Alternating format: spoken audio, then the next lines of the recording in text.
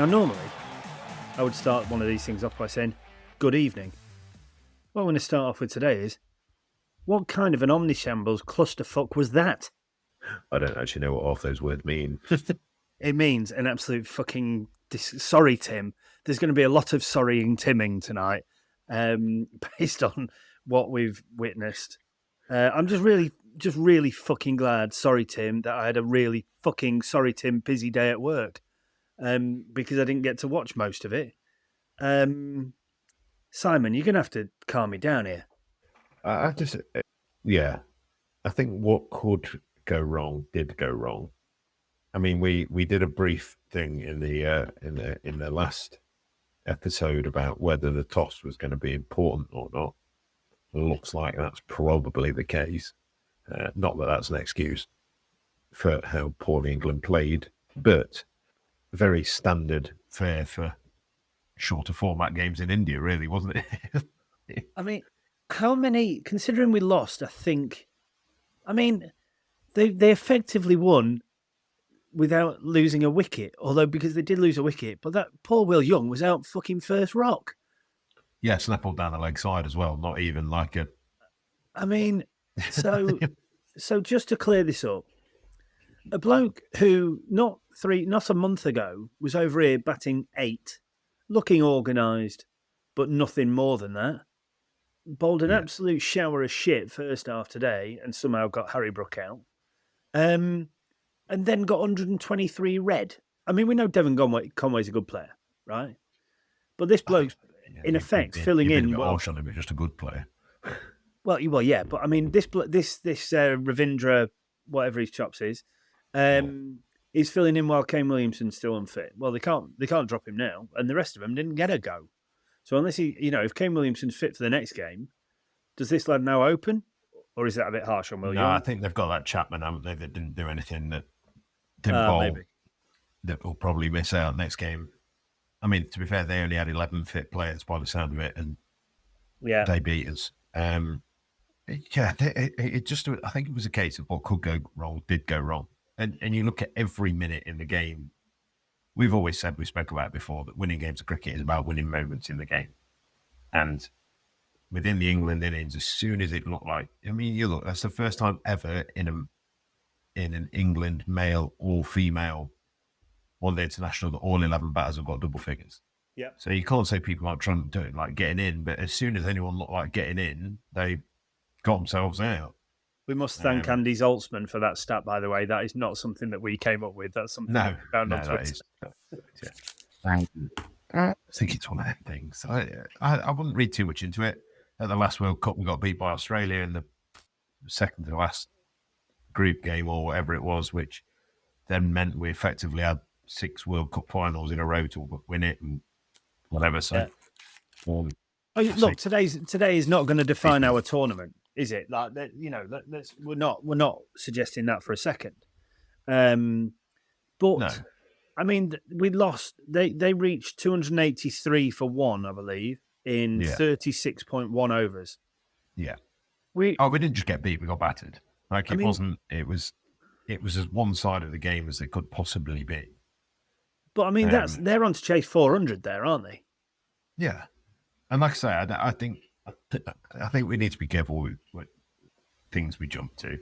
The first game, I don't think England are as good a side as they were 4 years ago. I think that needs to be actually said. Everyone talks about this generation of white ball players, but you look at a bowling attack, for example, the seamers that we picked today are not Wood, Archer, Plunkett, and then Stokes as your fourth seamer. They are not those bowlers. The spinners are still the same spinners, but Rashid was not great today. Although, like we said, without no England guy is going to come out after you've got beaten like that and blame the conditions, and nor should they. They got an absolute hammering, and I don't think they made that much of a difference. But we just got battered. We got battered at every single key point in every single aspect, and that's unfortunately the way it works. We've said that about this England team before. They are going to lose wickets in silly ways. They are going to give people a chance. You saw when they started tried to play a bit more sensible today. What happened with Root and Butler, but then as soon as they tried to start pushing the rate a little bit more, they just got out. Yeah. Butler got a good one for me from Henry. I know. Yeah, he some did. people Yeah, are going to say yeah. he was trying to run it, and it's one of those things. A lot of people are saying, "Oh, how many got out?" Well, he's not trying to sit there and pat it back to the bowler, is he? No. If we wanted to do that, then that's fine. But we won't win many games. So I just think there's nothing to read into it too much. I think what will be read into it is the management of the situations and all those teams that were potentially looking at, oh, is this going to change the due factor and all that kind of thing? That might now be a bit more of a factor that comes into it. But I just... Well, we were talking the other night, weren't we, about Sky were maybe suggesting, the commentary team on Sky was maybe suggesting that it might have been easier to bat first, but I think today has shown us that the due factor, if it does become apparent, to bat second is obviously going to be beneficial. You would think. Obviously, there's going to be more dew in some places than others. Parts of India, obviously, being but then they're not apparently playing at the grounds where it's sort of notorious with dew. They're not playing at those for another 3 weeks, are they, or 2 weeks? So I don't know. It depends which bit you read. At the end of the day, the only people who know if it affected them are England, and you'll say batting. England just looked a bit timid for the first time, and you wouldn't normally say that about this white ball team. And as soon as they did try and put their foot on the gas, like sort of shot Milan played when they're 40 for none off 8 overs or whatever it was, which isn't a normal start for England. It's not a bad start, but it's not the normal pace of start that Bairstow gets and that kind of stuff. He tries to put one on the up, nicks it behind, thinks come in. Bairstow then gets one that he I can't remember how he got. He was trying to guide it over extra cover. Trying to go over extra cover, and then people just kept finding ways of getting out. Even you'd have said, to be fair, even when Root got out, 9 overs left, they're bringing Phillips on as the part-time spinner. You go, right, now's a big moment. He tries to reverse sweep in first ball, gets bowled for his legs, and you're like, oh God, there it goes again. England 7 down with, or 6, whatever, 6, 7 down with 9 overs left. Yeah, we've still got players that can bang it, but it doesn't give all of a sudden the idea of 310, 320 goes out the window, and we're scrapping around to 280, which, judging by the way they batted, was 150 short, never mind. Yeah, well, exactly. I mean, when you look at their bowling attack today, they only had 3 frontline bowlers available to them. They had to cobble together 20 overs between Phillips, Ravindra, Mitchell, who I don't think bowled in the end, and Jimmy Neesham. So we've got 280 against 3 bowlers and a few part timers. Yeah, it was on those things. Like we've all been there in those games, and those part timers come on, and you go, right, we've got to score against this guy. And it doesn't go your way. Like that guy comes on, Phillips comes on first over, gets 1 for 3, gets Ali out with one that, whether it wasn't short enough for him to play what looked a horrific shot to, but it looked to sit in the pits a little bit to me. Yeah, I just think it kind of died on him a fraction. But yeah, and then he gets Root out first ball of his second over. You go, all right, fair enough. Neesham's a very experienced cricketer, so and has played a lot in T20 and franchises around the world. He's seen various different conditions. So I think, other than maybe Phillips, that Ravindra, he obviously can bowl.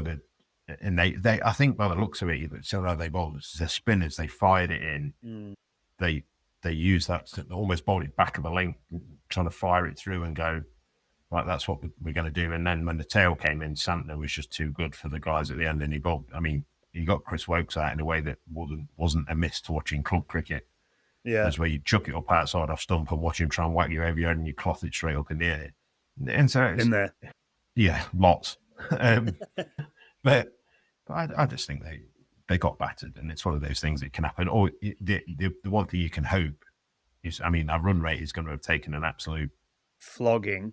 Yeah, so it can not just can we get that back in the way this England team play.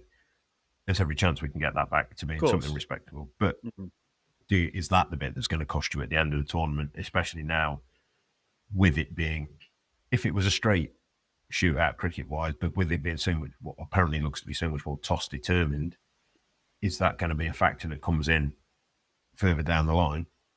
So I've got a question for you, John. Obviously, massive first day World Cup, and I think they said at one point today the crowd peaked at 30,000. No chance. Which, well, that was what they were saying. Apparently, at 6 o'clock when New Zealand were batting and going well, it peaked at 30,000. I know they're in a 110,000 seat stadium, so 30,000 looks like peanuts. But I mean, that's the capacity of Lords. Let's take the information as what it is. Like, that's the capacity of Lords. So was it a bit underwhelming as a thing? Apparently, they had some technical issues, which meant some of the things that they were meant to do. The cameras weren't working and just kept showing empty seats. Well, I don't know, but as in before the game, when there was some of the stuff that they were going to show before the game, but apparently that didn't happen. And we talked about this the other night, didn't we? And my worry was that it'll be packed for the India games and whenever India are playing, and I was really disappointed and a bit underwhelmed at I reckon there were maximum 15,000 in there today, maximum. There'd have been dignitaries and a lot of people in air-conditioned rooms and this, that, and the other. But I mean, for the start, the opening day of a Cricket World Cup, I just thought it was shocking, really. But in terms of the numbers of fans that were in there, how come India weren't playing? How come the first game wasn't? I think it's. I don't know if this is a historical thing, but is it the previous to the finalists from the last one? Well, they need to change that, to be fair. I think that's it. Well, yeah. The home nation should always start because then you can make it a big. If you make it the home nation versus the previous winner or whatever, if that works in whatever format you've got, and there's no reason why today, if it had been India England as the opening game of the World Cup, that would have been a great showpiece, fireworks, everything else. That would have been massive. But unfortunately, I just think that the Indians don't really care.